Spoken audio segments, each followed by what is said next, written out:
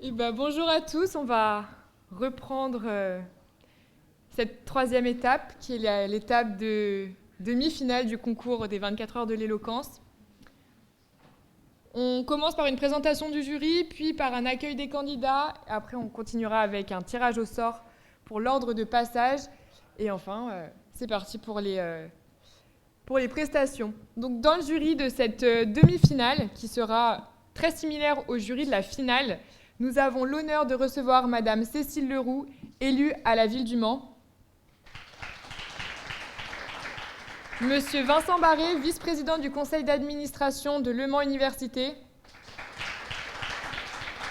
Madame Marie Lucet, administratrice dans des troupes de théâtre. Théa Abrard, étudiante en master de droit public à l'Université du Mans.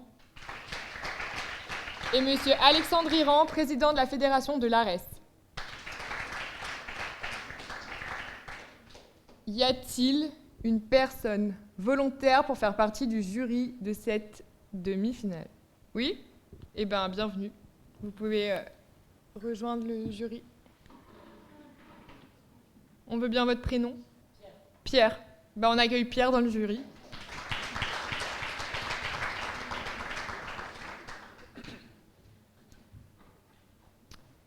On va maintenant accueillir nos 6 candidats demi-finalistes qui ont eu 5 heures pour préparer ce sujet de pour ou contre. Ils n'ont pas beaucoup dormi, donc on peut vraiment les applaudir.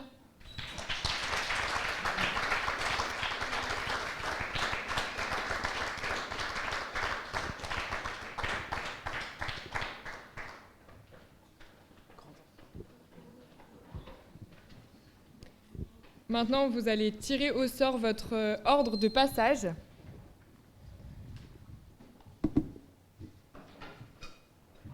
Donc pour cette troisième étape, cette étape de demi-finale, ce sera des sujets pour-contre. Donc il y aura 3 sujets.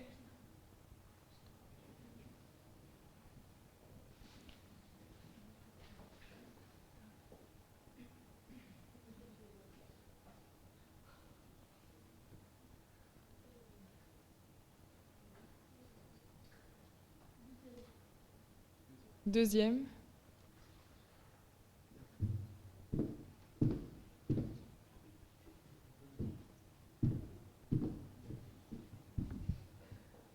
Combien? Premier. Et troisième. Très bien. Alors, dans l'ordre des sujets que vous allez entendre ce matin, dans un premier temps, vous entendrez « Est-il toujours possible de débattre ?» Dans un second temps, vous entendrez « Faut-il imposer des limites à la liberté d'expression ?» Et enfin, le troisième sujet sera « Le peuple a-t-il toujours raison ?» On va commencer avec le premier sujet. Les autres candidats, vous êtes invités à vous asseoir. On va faire un Shifumi pour savoir qui de vous deux commence. Corentin plaidera le contre et Marie le pour.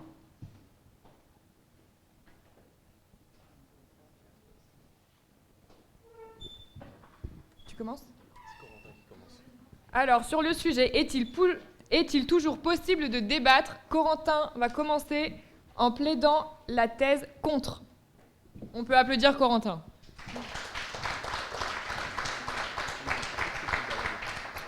Non, pupitre.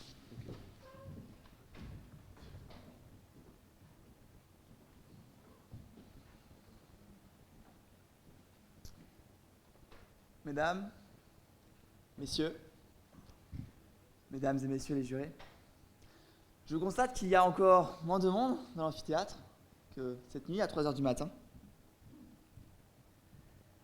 Alors, durant mes différents discours, j'ai pu vous parler, pour les plus fidèles des 24 heures de l'éloquence, pour les plus téméraires, de mon film préféré, Kingsman, de mon style de musique, les chansons françaises à texte, de mon groupe de musique préféré, Big Flo et Oli.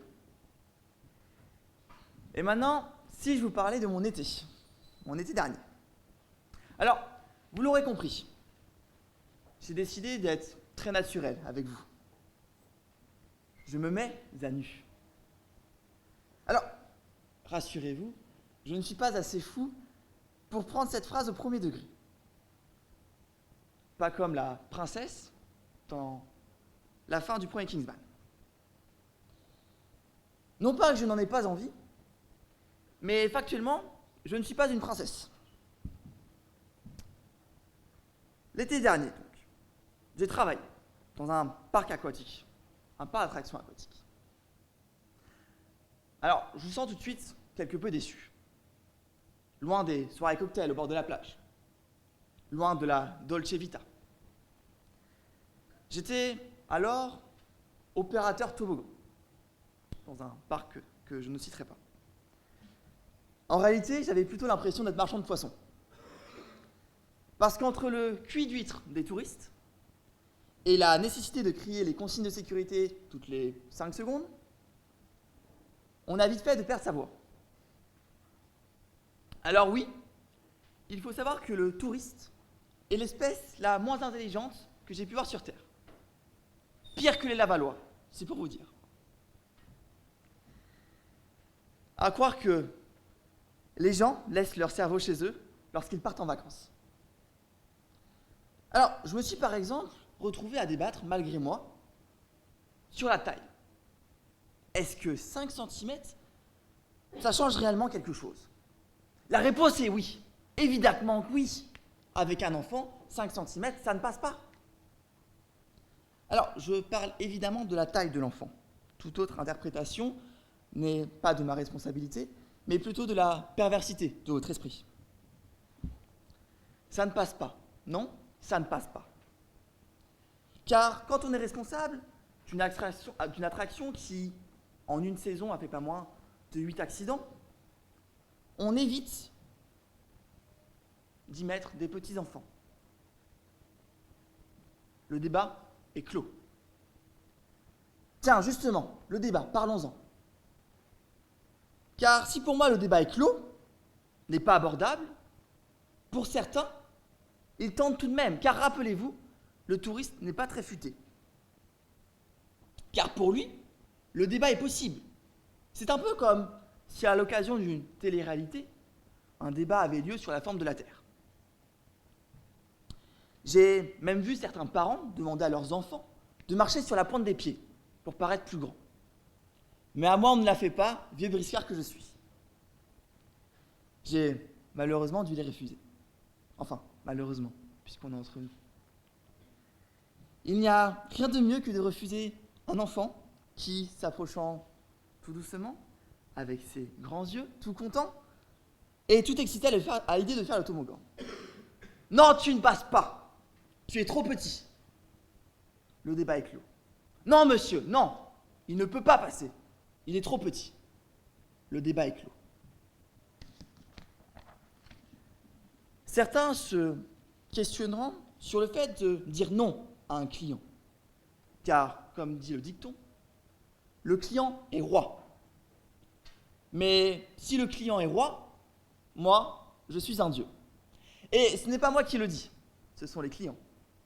Juste avant de les lâcher dans 5 mètres de chute libre, par la simple pression d'un bouton. Oh mon Dieu! Vous n'avez pas faim? Moi j'ai faim. 8 heures du matin, très peu de sommeil, 40 minutes, à vrai dire. Réveillé par Sophie, la girafe, propulsée à pleine vitesse dans ma tête. Merci Clara. J'ai souvent faim. Et mes amis ne me contrediront pas. Je mangerais bien, par exemple, un pain au chocolat. Tiens, un pain au chocolat. Parlons-en, justement. Encore un débat qui n'a pas lieu d'être. Si jamais il y a des Toulousains dans la salle, je vous invite à sortir. En réalité, il y a plein de sujets dont on ne peut débattre. Pour certains, c'est en raison de leur caractère évident, comme le pain au chocolat, le fait que la Terre soit ronde. Pour d'autres, c'est pour des règles de sécurité, comme la taille nécessaire aux attractions, ou comme le fait de se questionner avec un gendarme, 4 grammes d'alcool dans le sang, sur la dangerosité de sa conduite. Ça ne sert à rien. Ça peut également être pour ne pas offenser la personne, la blesser, ou encore ne pas la détruire. Par exemple, on ne peut débattre sur les sentiments. L'amour est-il plus fort que la mort? Alors que petite Amélie, 10 ans, vient de perdre son chat? Non, c'est trop vif. On ne doit pas, on ne peut pas. Ce n'est pas moral. De la même façon, le débat doit rester constructif. Il ne doit pas être usé à des fins de destruction, et je parle notamment en amour. Car débattre, c'est confronter des idées. Et dans une relation, que l'on caractérisera de toxique, l'une des personnes, au talent de débat supérieur, pourrait être tentée de détruire petit à petit chacune des idées, des pensées de son compagnon, allant jusqu'à lui faire oublier l'essence même de sa personne. Non, on ne doit pas, on ne peut pas, ce n'est pas moral. On ne peut pas non plus débattre avec un tétraplégique sur le fait de se lever du pied gauche ou du pied droit le matin. Non, on ne doit pas, on ne peut pas, ce n'est pas moral. Car la moralité, avant même les lois, nous empêche de réaliser certains actes, de prononcer certains mots qui engendreraient des conséquences néfastes. Cela permet par exemple d'éviter une bagarre générale au repas de famille, après avoir débattu avec son oncle Jean-Eudes, son oncle d'extrême droite, sur le fait que vous avez eu son fils sortir du Babylone avec Désiré, grand Congolais, un grand étalon congolais. Car le débat, activité intellectuelle, doit être restreint par l'intellect, par l'intelligence de débattre. Quand, où, avec qui? Finalement, un peu comme la violence. Et puis, après tout, le débat ne serait-il pas la violence des mots? Cette violence qui peut permettre de résoudre un conflit. Une plume, parfois aussi efficace que le fusil. Car si le fusil témoigne d'une faiblesse d'esprit, celle de ne pas être parvenu à résoudre le conflit de manière pacifique, le débat, quant à lui, témoigne d'une grande preuve d'intelligence. Merci.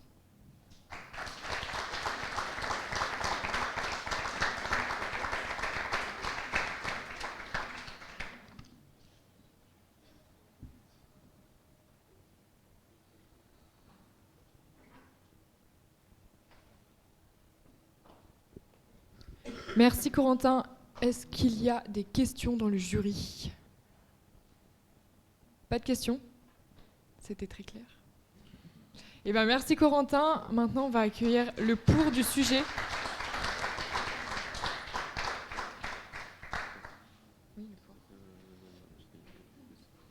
On accueille Marie qui va plaider le pour. Est-il toujours possible de débattre? On peut encourager Marie.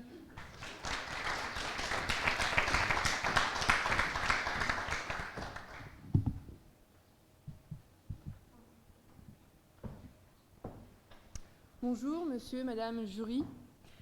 Je me présente ce matin devant vous pour vous parler de débat. Oui, de débat. Mais débattre de quoi? Et surtout, avec qui? La question est bien entendu la suivante. Peut-on débattre de tout? Eh bien oui, je vous réponds oui. Oui, l'on peut débattre de tout, mais parfois, à raison de sujets très délicats, l'on ne peut pas débattre avec n'importe qui. En effet, je pense que ce sont assez fréquemment les plus radicaux qui bloquent le débat. Oui, il est vrai que ces personnes avec un trait de caractère assez prononcé, dit-on, rendent assez difficiles les débats, rendant difficile d'accès leur enjeu, rendant difficile également l'acceptation des arguments adverses sans agressivité. Je pense également ici à ces heures passées sur les bancs de l'école, je pense à cette mission qu'a l'école. Oui, cette mission dont l'école est chargée, une mission de développement personnel au final, de l'esprit critique de chaque élève. Le débat favorise l'apprentissage de la prise de parole dans les échanges, Oui, cette liberté de débat que l'on nous enseigne depuis des années. Et cela l'est encore plus davantage lors de l'entrée à l'université. Oui, l'esprit critique est développé, un très fort esprit critique est attisé et attendu par de nombreux professeurs. La liberté de penser est un droit fondamental et il faut se présenter à l'idée que certaines personnes puissent avoir des idées radicalement différentes des autres. Je dirais même, on peut débattre de tout dans le sens où l'expression est absolument libre de toutes les idées. Eh bien, de mon point de vue personnel, je peux vous assurer que l'on apprend à débattre de tout, et cela dès le plus jeune âge. Et encore aujourd'hui, à la faculté, là où je suis devant vous. D'ailleurs, je ne remercierai jamais assez les professeurs que j'ai la chance d'avoir aujourd'hui. Oui, ces professeurs qui ne cessent d'attiser mon esprit critique, notre esprit critique. Mais dès lors, faire preuve de retenue et d'honnêteté intellectuelle, de chaque côté, est la règle fondamentale pour tout débat, afin de débattre de n'importe quel sujet. Oui, de n'importe quel sujet. D'ailleurs, la meilleure manière de garder un débat courtois, c'est de rester soi-même courtois, avant tout, et de ne pas dénigrer le sujet qui serait invoqué durant le débat. Ainsi, l'on peut débattre de tout. Oui, monsieur, madame le jury, de tout. Mais encore faut-il pouvoir débattre avec n'importe qui. Par exemple, la personne en face de vous, avec qui vous débattez, parfois tata, tonton, à Noël, sur le vaccin contre le Covid. Encore faut-il que chaque personne participant au débat soit en mesure de recevoir les arguments des uns et des autres. Sans que cela ne déborde, sans que cela ne prenne des proportions monumentales à en faire voler des assiettes. Alors oui, convaincu, l'on peut débattre de tout, à la limite près de respecter les avis, bien évidemment, les opinions, les obstinations de chacun. Je suis persuadée que si chaque partie au débat met en œuvre un respect, une réflexion, un certain savoir-vivre, tout sujet peut être débattu, croyez-moi. Par conséquent, je rejoins tout à fait et en tout point la pensée d'Albert Zilevou. Sans les divergences d'opinion, le débat ne serait plus constructif. En effet, il est difficile de naître un débat avec pour composante deux opinions qui ne divergeraient pas. N'oubliez pas, à la fin des débats, il n'y a ni gagnant, ni perdant, car ce n'est pas un affrontement, mais un moment d'échange et de respect qui fait avancer les idées.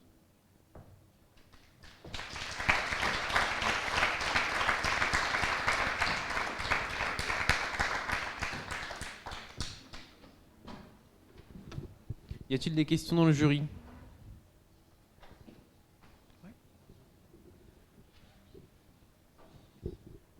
Donc Pierre, moi, ancien étudiant ici, ça me fait bizarre de retrouver le Mercure. J'avais une seule question, c'est est-ce que vous pouvez citer des exemples de... Alors, vous avez dit pas mal de choses autour de l'esprit critique et du développement personnel dans le milieu scolaire et à la fac. Est-ce que vous pouvez citer des exemples concrets de ce que vous avez vécu ici pour soutenir votre argument ? De débat ? D'esprit critique et de débat au sein de la fac. Oui. Eh bien, je pense ici à notre professeur, Monsieur Bigot, Rodolphe Bigot, qui a un esprit critique très très fort sur beaucoup de sujets, politiques ou non. Il m'inspire beaucoup, c'est une vraie source d'inspiration pour moi, parce qu'il a un esprit critique exemplaire. Et ça attise beaucoup de curiosité d'ailleurs. Par exemple, on a eu des intervenants de master en géographie du Mans qui ont d'ailleurs fait un événement en Hall Eve hier. Et ils ont eu un débat entre eux par rapport à la politique Macron notamment.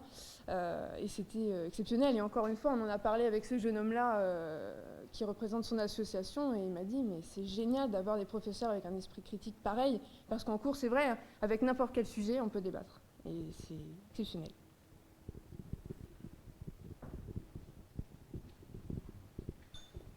D'autres questions ? On peut les remercier.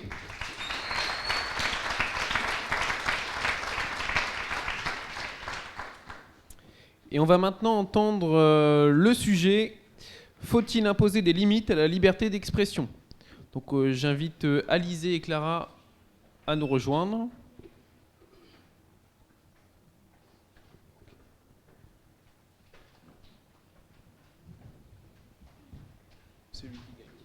Celui qui gagne commence.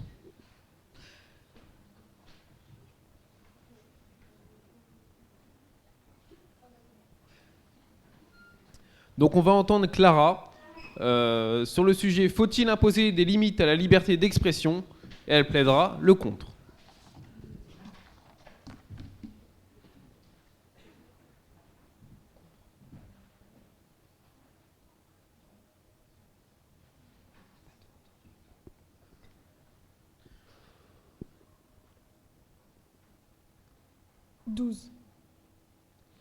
C'est le nombre de journalistes morts pour avoir osé dessiner.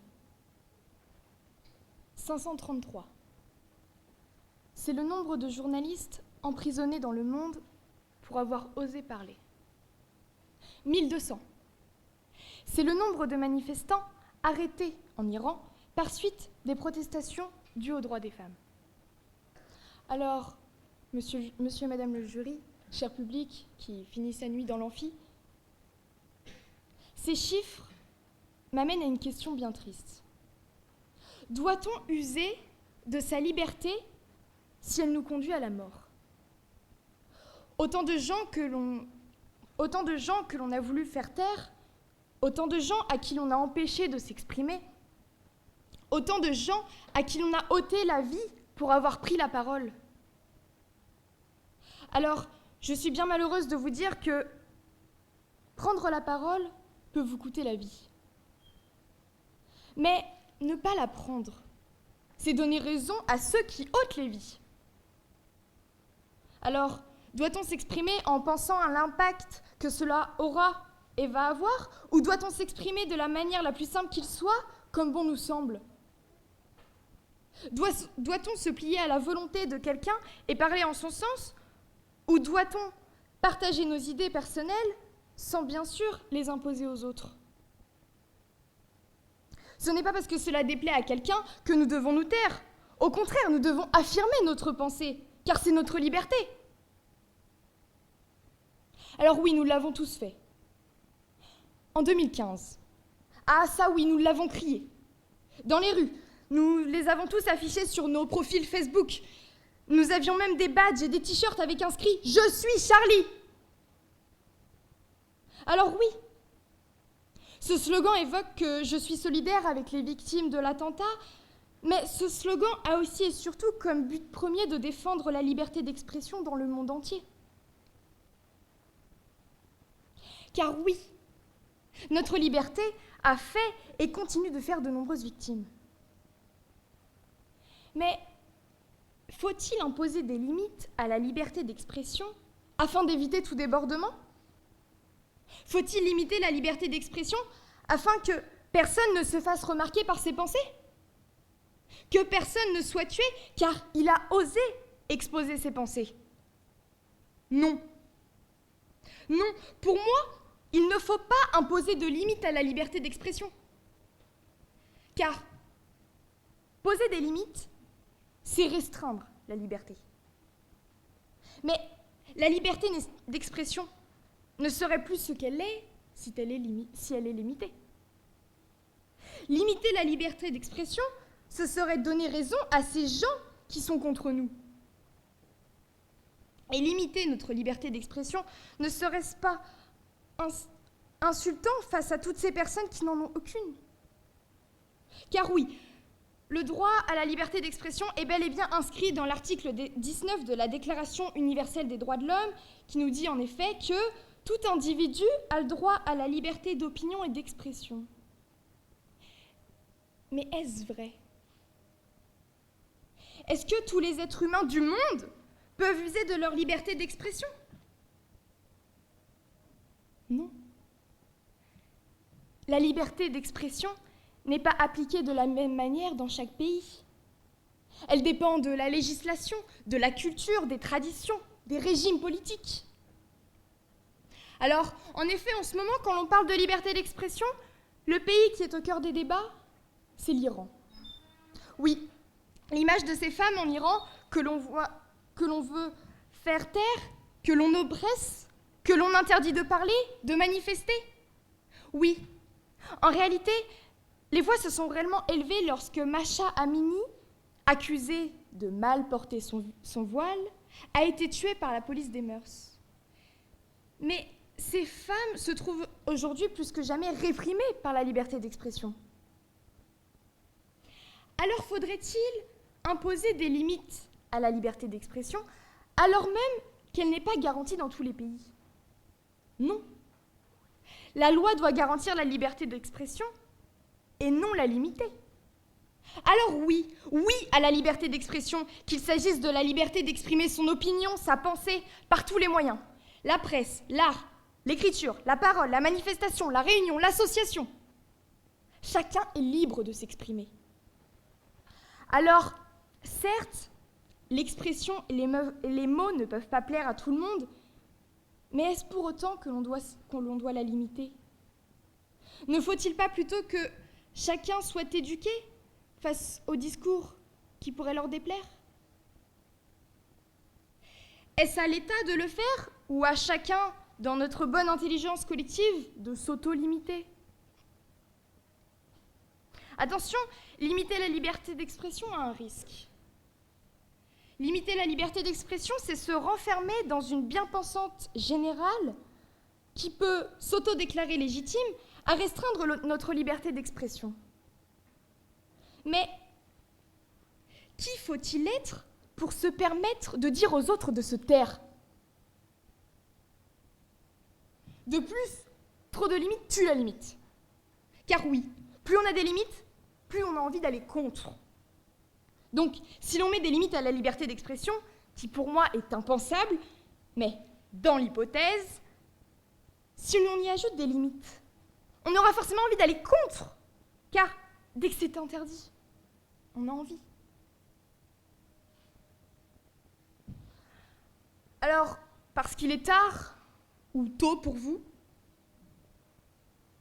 que nous sommes fatigués, que je vous envie d'avoir dormi ne serait-ce que quelques heures, je finirai par vous dire les choses de la manière la plus simple possible.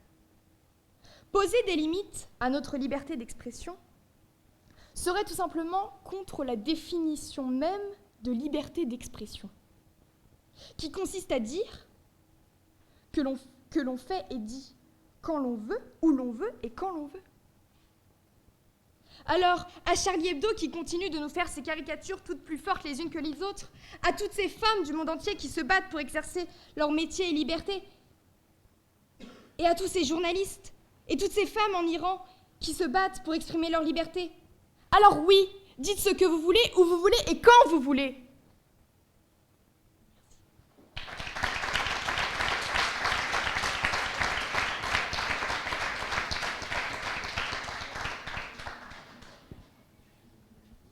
Le jury a-t-il des questions? Pas de questions. Très bien. On va entendre maintenant Alizé. Donc sur le même sujet, faut-il imposer des limites à la liberté d'expression? Et elle va nous répondre oui.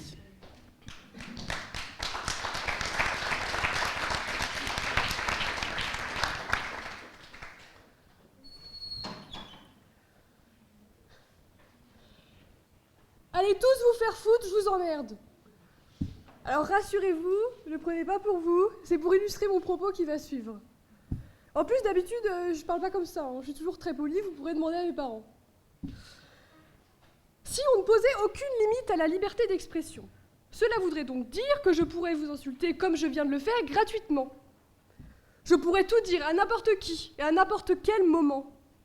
Or, par exemple, dans le moment présent, alors déjà, je n'ai aucun intérêt à vous insulter, vous, public, et encore moins vous, jury. Mais en plus, il est évident, enfin du moins, c'est du bon sens, que nous ne pouvons pas insulter n'importe qui sans raison.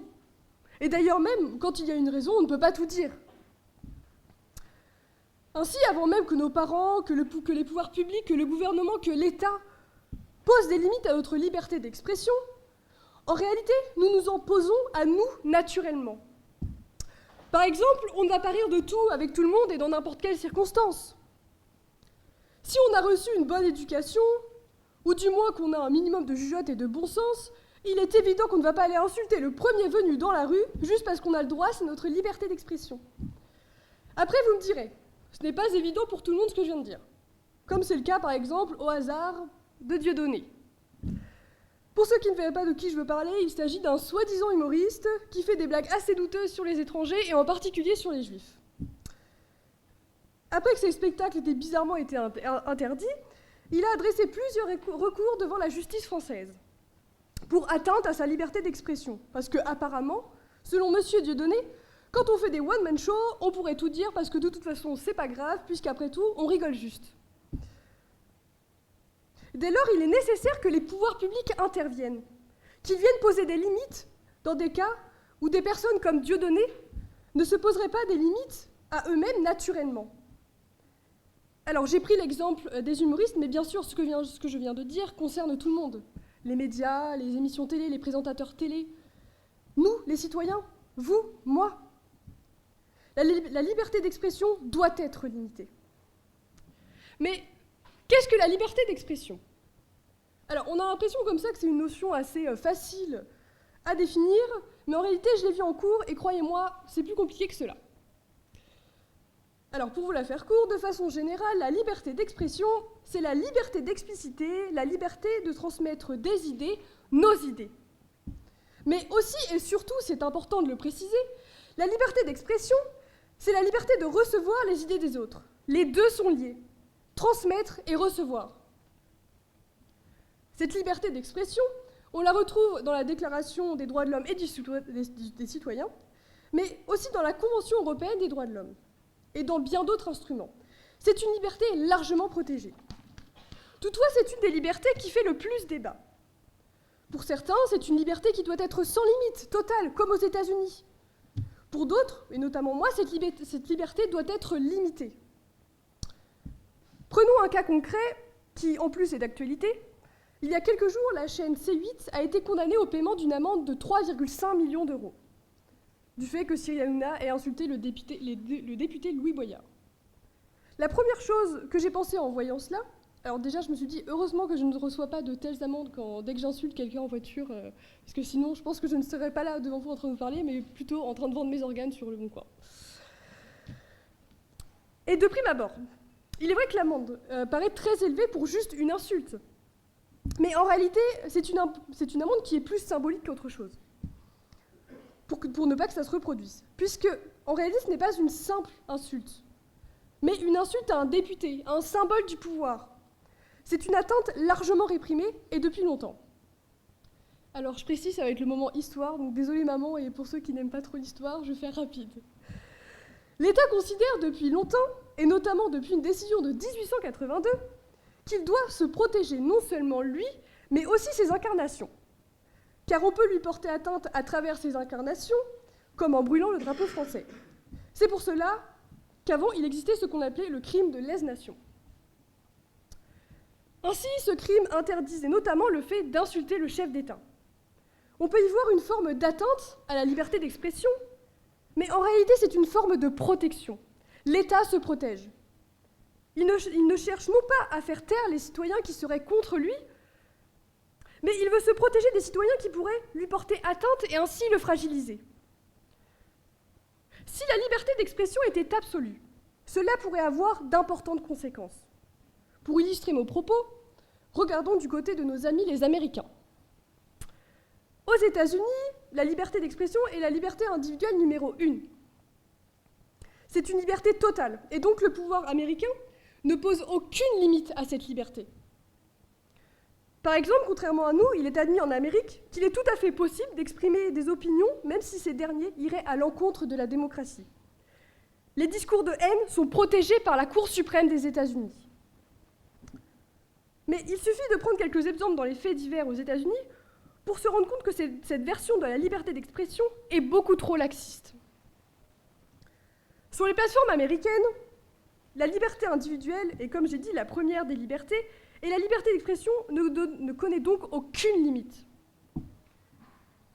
Ainsi, on peut souvent y voir des apologies des crimes de guerre ou encore des propos antisémites y circuler.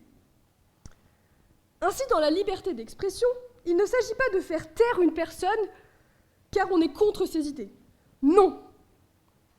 L'idée est que chacun puisse user de sa liberté, que chacun puisse s'exprimer sans que cette expression ne nuise à autrui, puisque, comme le dit la célèbre phrase, la liberté des uns s'arrête là où commence celle des autres.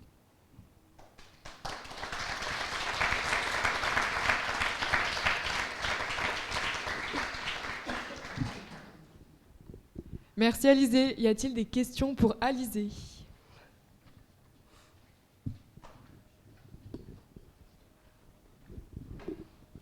Merci Alizé pour cette intervention. J'avais envie de vous demander si on était tous égaux pour exercer cette liberté d'expression et Non. dans quelle mesure. Non, bien sûr que non. Je pense qu'on est plus libre en France de s'exprimer que, par exemple, en Corée du Nord. Où, voilà. En fait, les gouvernants, ils arrivent même à contrôler la liberté d'opinion des habitants, et donc, en quelque sorte, leur liberté d'expression aussi.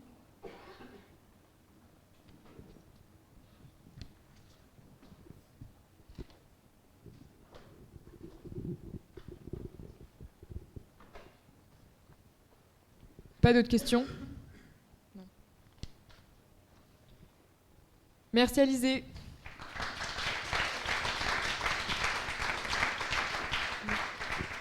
Maintenant, nous accueillons notre dernier duo, Noémie et Tao. Ils vont venir s'affronter sur le peuple a-t-il toujours raison? Pierre, feuille, ciseaux pour savoir qui commence.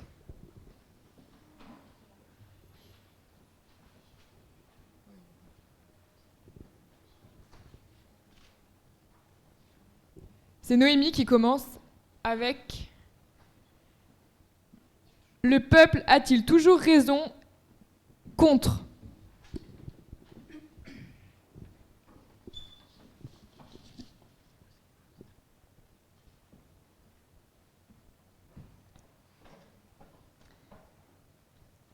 Le peuple n'a pas toujours raison. Mais d'abord, qui est le peuple? On soutient souvent que le président de la République est, depuis le référendum du 28 octobre 1962, élu directement par le peuple. Mais, constatant les chiffres depuis 1965, entre 20 et 30% d'abstention sont notables aux élections présidentielles. Si on prend en considération cette proportion de la population, nombreuses élections en France auraient pu s'inverser. Pensez donc que la majorité ressortissante a raison est infondée. Et puis, imaginons que cette fausse majorité ressortissante ait fait le bon choix, le choix de la morale, le choix juste. Même dans une démocratie, nous ne pouvons assurer que la majorité n'ait été manipulée dans son choix, influencée. Connaissez-vous le livre Propaganda de Edward Bernays? Ce dernier traite de la manipulation de masse dans les démocraties. En effet, il évoque les grands principes de la manipulation mentale de masse, ou de ce que Bernays appelait la fabrique du consentement. Quand on y réfléchit, on peut se demander comment les politiciens font-ils pour nous séduire, pour obtenir notre consentement général à tous. Souvent, ils nous promettent de nous donner ce que nous n'avons pas, ou ce que nous n'avions pas. Les congés payés, pour tout le monde. Parfois l'augmentation des salaires, pour tout le monde, ou le dimanche comme un jour chômé, pour tout le monde. C'est ce qu'on peut appeler le populisme, défini comme une attitude politique cherchant à attirer la sympathie du peuple par des mesures sociales populaires. On se laisse donc bercer par des intérêts qui sont collectifs. Après tout, qui irait s'y opposer? C'est vrai, on a peut-être raison de penser collectivement. Mais nos demandes sont-elles pour autant raisonnables? Le peuple a-t-il raison de se révolter parfois si violemment? Le peuple, sur les réseaux sociaux, a-t-il raison d'attiser la haine? Le peuple démocrate ne possède-t-il pas ses vices? C'est vrai, ce serait irraisonnable de dire que le peuple a toujours raison. On peut avoir raison parfois en détenant une forme de vérité, mais aller jusqu'à dire qu'on a toujours raison, soit qu'on détient tout le temps la vérité, quelle prétention, c'est impossible.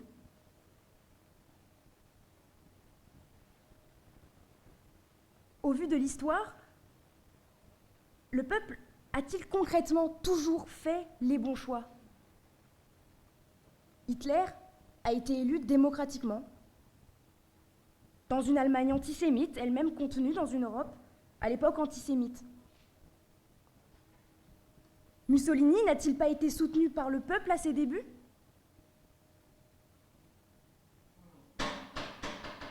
Vladimir Poutine a une certaine popularité en Russie. Ces trois personnages ne sont-ils pas pour autant moralement contestables?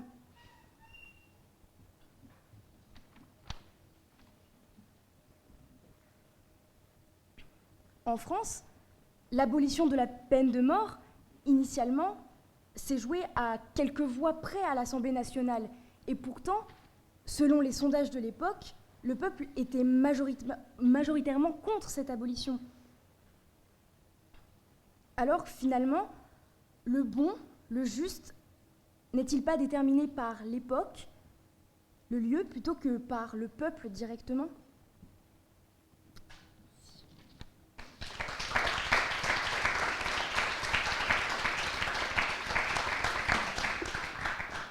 Merci Noémie. Des questions pour Noémie?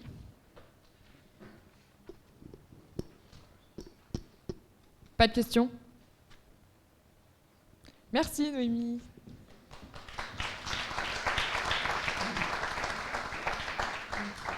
Maintenant, on écoute Tao qui va parler de la thèse pour le peuple a-t-il toujours raison?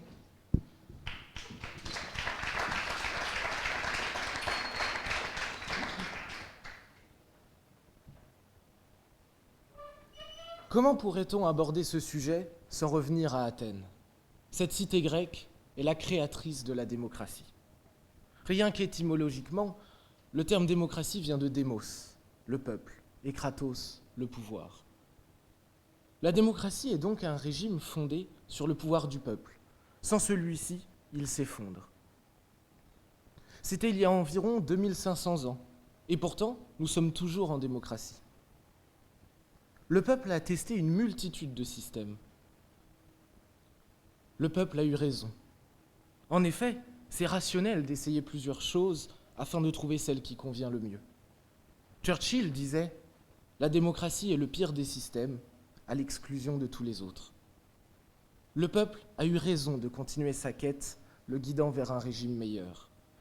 Mais qu'appelle-t-on peuple? C'est l'ensemble des humains vivant en société sur un territoire déterminé et qui, ayant parfois une communauté d'origine, présentent une homogénéité relative de civilisation et sont liés par un certain nombre de coutumes et d'institutions communes. On remarque immédiatement la présence des mots homogénéité, lié, commune. Le peuple est uni. Chaque individu est doté de raisons pour se forger un avis, pour réfléchir, pour faire fonctionner son esprit critique. C'est en cela que la démocratie est un système de modération. Chaque individu peut exprimer son avis. Le fait qu'il ne soit pas toujours d'accord montre que le peuple est doué de raison. Chaque cellule de ce corps réfléchit et donne son avis. La confrontation de ces avis crée quelque chose de modéré. Si tous les individus composant le peuple étaient toujours d'accord, il ne serait pas doué de raison, et donc pas raisonnable. Les individus ne sont pas tous du même avis. Un peuple est avant tout une somme d'individus au point de vue divergents. Seuls, nous n'avons souvent qu'une seule opinion tranchée sur un sujet donné. À plusieurs, il peut y avoir un échange d'idées, ce qui peut entraîner une évolution de notre façon de penser. Contraint d'écouter et d'essayer de comprendre chaque opinion différente de la sienne, l'homme n'agit plus uniquement pour lui-même. Il doit écarter toutes sortes de sentiments, de désirs personnels qui interagissent sur son objectivité. L'homme se doit de consulter sa raison avant d'écouter ses penchants, comme le dit Rousseau dans son Contrat social. C'est d'ailleurs pour cette raison que les avocats peuvent être plusieurs sur une même affaire. La différence de point de vue est utile pour mieux cerner le dossier en question. Nous pouvons même parler des entreprises, où les décisions ne sont jamais prises par un seul homme et sans consultation. Les conseils municipaux sont également là pour réfléchir ensemble et trouver des solutions pertinentes, raisonnables, rationnelles. Pour Aristote, l'homme ne devient homme qu'au contact de ses semblables, au sein de la société. Il grandit grâce à la communauté. Le peuple permet à chacun de ses membres de devenir meilleur. Le peuple est donc un groupe d'individus qui s'élèvent les uns les autres. Le fait qu'il doute des gouvernants est aussi démonstratif. Le peuple n'est pas cette masse qui se laisse berner. La réforme des retraites, qui est aujourd'hui contestée par certains et approuvée par d'autres, montre que justement le peuple n'est pas dupe. Le peuple n'est pas inconscient.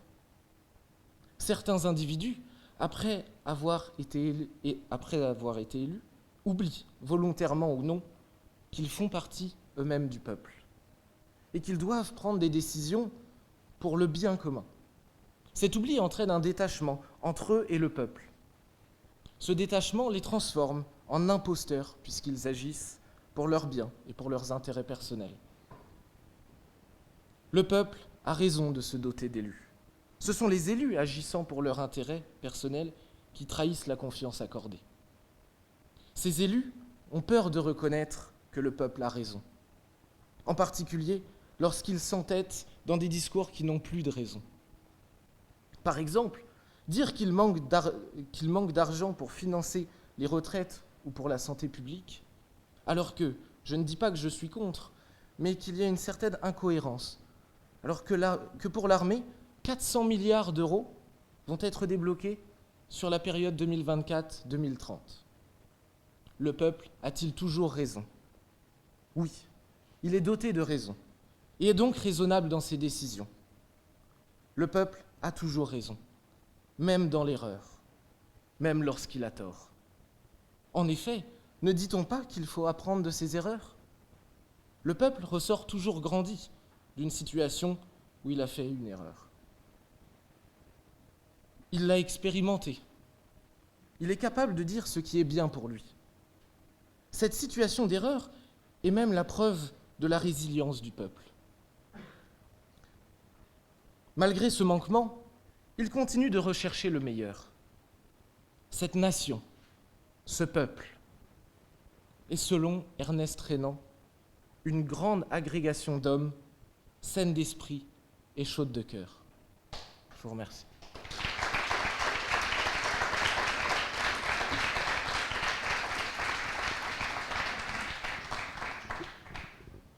Merci beaucoup, Tao. Est-ce qu'il y a des questions dans le jury? Aucune question. Eh bien, on va inviter... merci beaucoup, Tao. Tu peux aller t'asseoir.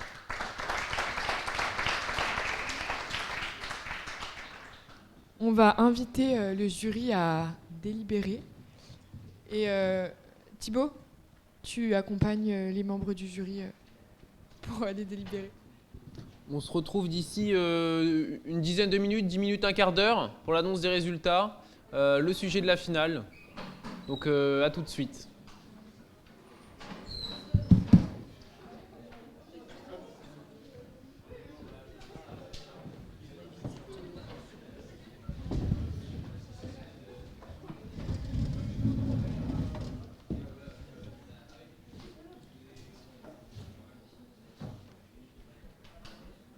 Bonjour à tous et merci pour ces belles prestations. Ça a été très très difficile pour nous de devoir choisir. Mais bon, fallait qu'on choisisse, donc nous l'avons fait. La première personne que nous avons retenue sur le premier duo, c'est Marie.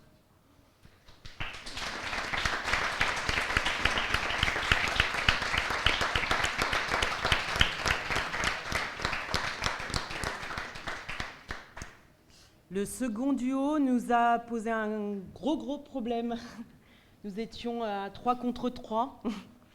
Et puis donc nous avons argumenté justement pour pouvoir justifier notre choix. Et c'est donc Alizé qui ressort.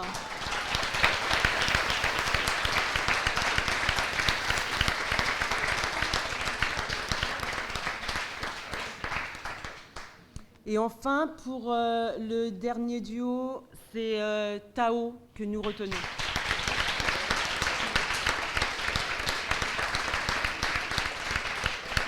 Donc, nous voulons juste préciser que à ce niveau-là de la compétition, les prestations étaient très bonnes et que c'est bon, juste la petite différence qui fait que vous restez ou vous ne restez pas. Voilà. Merci à tous.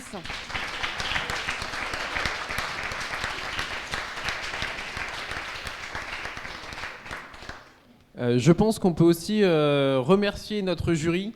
C'est grâce à des professionnels qui prennent le temps de nous répondre et qui s'investissent pour le monde associatif et ce genre d'événements que des événements comme celui-ci peuvent naître et prendre de l'ampleur. Donc je pense qu'ils méritent des applaudissements.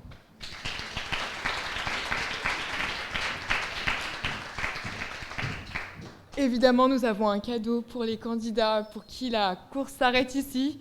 C'est notre partenaire, la librairie Doucet, qui vous offre un bon d'achat chez eux. Voilà, donc je vous les donne juste après.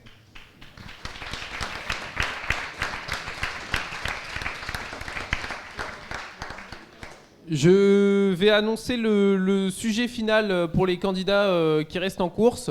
Et juste après, je vous demanderai d'être attentifs, parce que Lucas vous donnera des petits détails techniques sur la suite de l'événement. Et donc le sujet final pour les candidats, c'est... Roulement de tambour.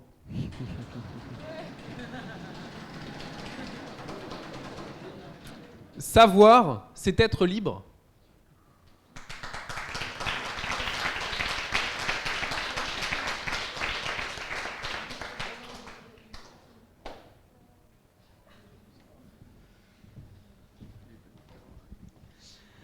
Oui, bonjour à tous et toutes.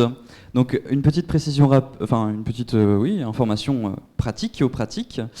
À partir de maintenant, à la fin de cette séance, vous êtes invités à un petit déjeuner, on va dire, avec des viennoiseries mises à votre disposition, ainsi qu'une machine à café qui sera là pour vous, des jus de fruits, du coca, etc. Tout ce qu'il faut pour vous restaurer un petit peu. Ce sera en M105, donc c'est à l'étage directement, vous montez. Et puis, au pire des cas, vous demandez à des personnes de l'organisation de vous indiquer la salle si vous n'êtes pas familier des lieux. Également, après ce midi, si vous le souhaitez, à partir de 11h, il y aura un food truck présent sur le campus, l'Ambulant, qui est un food truck de burgers qu'on peut parfois apercevoir dans le centre-ville du Mans. Et voilà. Il y aura également une salle mise à votre disposition, 2 salles pour vous permettre de vous poser pour manger tranquillement au chaud. Merci à tous.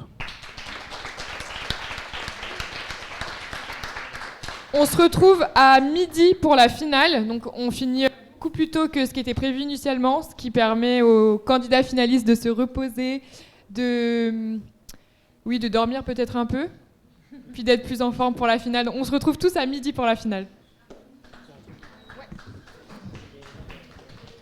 Un dernier mot pour les candidats finalistes ou non, si vous le souhaitez, vous pouvez aussi venir nous voir en tant que jury pour savoir qu'est-ce qui nous a plu et quels sont les axes aussi d'amélioration pour vous pour la suite, si vous le souhaitez.